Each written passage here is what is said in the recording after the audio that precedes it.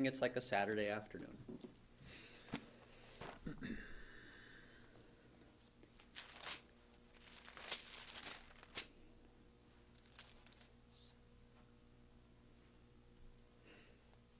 All right, and we're starting.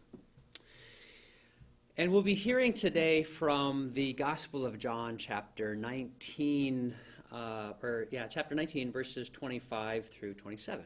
Hear now the word of the Lord.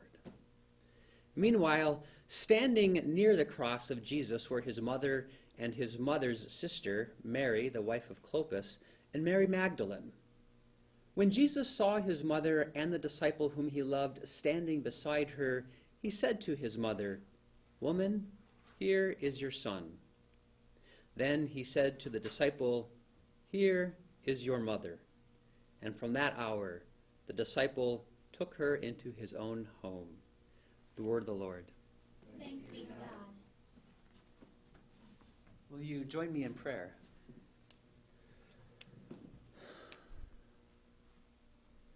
Dear Holy God, thank you for bringing us all together on this beautiful Saturday morning. Thank you for bringing together this family.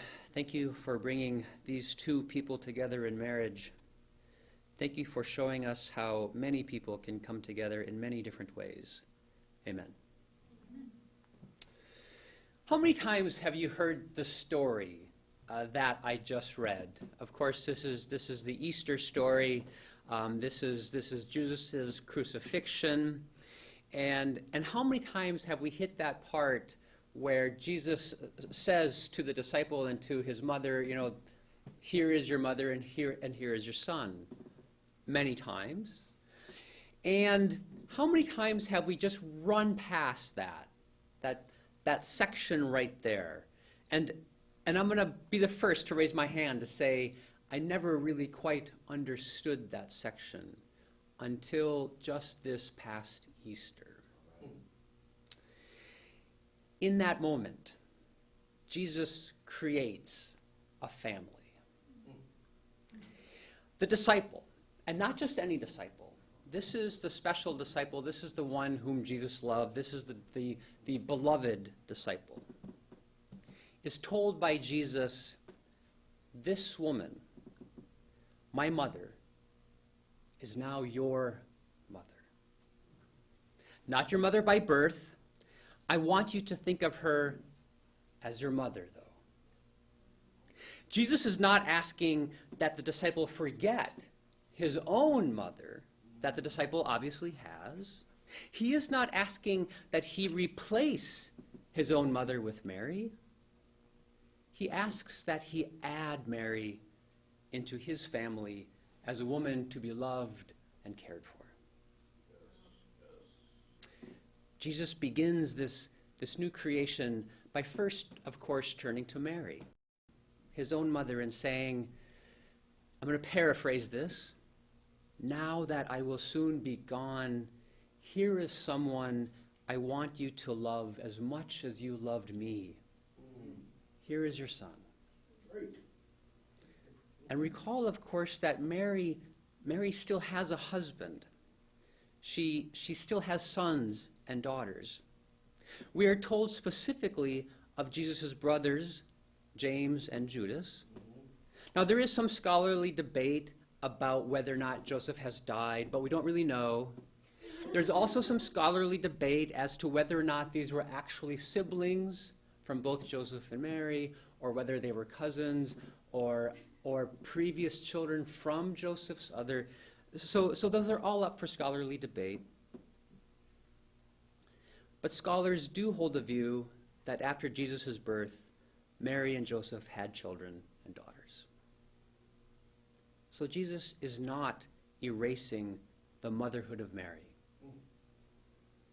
from her other children. She is still their mother. And they will always be, or she will always be, their mother.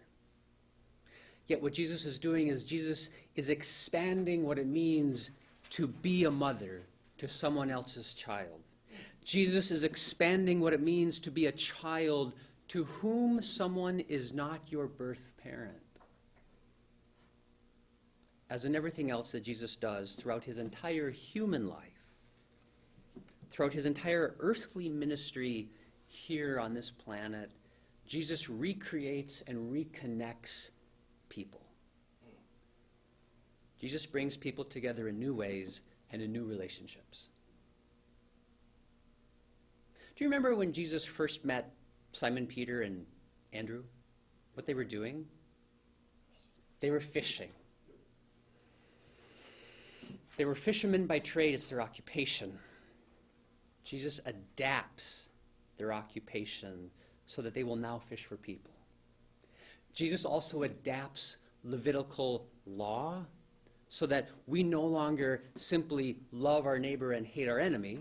That was what was in the law. Jesus adapts that to say, yes, we love our neighbor, and we also love our enemy. Jesus changes, he even changes a people's relation to the Sabbath. If you remember, there's this one scene, I think it's in Mark, where the disciples are walking through a field, and what do? Someone might remember. I see someone nodding. What happens? Pick a grain. On the Sabbath, and they eat it, and that's against Levitical law. Jesus changes that also. Jesus also changes 2 fishes and 5 loaves into what? Enough for 5,000 plus the women and children. Who knows, maybe it's 10,000. Jesus changes that and makes a new relationship. Jesus even transforms ordinary bread and ordinary wine into the Holy Supper of the Lord's Supper. And in his final act of bringing people together and transforming relationships, at least while still in human form, Jesus creates a new relationship between 2 people not previously related. Jesus even tells, John even tells us that John even tells us that not until Jesus did this, not until Jesus moved his mother and his beloved disciple together, would Jesus say that everything was finished. Jesus only knew that his job on earth was finished once that new creation had been made. And so today, we are brought together to recognize the creation of another new family. The families of Terry and Chris have been brought together by the sadness of death and the gladness of a new marriage. Mothers and fathers are not forgotten. They are remembered and honored by this transformation of life. They are remembered and honored in your willingness to see a new brother and a new sister. They are remembered and honored by your becoming a new daughter and a new son. They are loved all the more as love grows in this new home created by this new family. Will this be easy? Is it easy to become a sister to a new brother? Is it easy to become a brother to a new sister? Is it easy to become a mother to a new son or a father to a new daughter? No, of course not.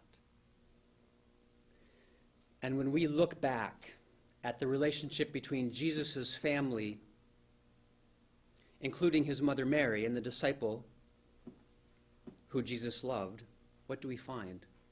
When we look back on Jesus' life with his family and with the disciples, we find also tension. In the Gospel of Mark, we are told that after choosing the 12 disciples, Jesus returned home and his family tried to restrain him. The crowds around Jesus were already so many that his family couldn't get on with just regular family business. So there was tension between disciples and Mary. And a few verses later, we are also told that Jesus is inside somewhere teaching, And his mothers and brothers and sisters come to him, and then he is told that your family's outside. And Jesus asks, "Who are my mother and my brothers?" Throughout his ministry, we can imagine that Mary is reluctant to watch her son complete his journey. And we can imagine that his disciples are often at odds with his family. So when Jesus creates a new family between Mary and the beloved disciple, we can imagine that it took time, it took effort, it required patience and love. And so it is today, in the bonds of a new marriage, a new family is created. And like in the life and ministry of Jesus, this new family will also require time and effort and patience and love. God be with you on this journey. Amen.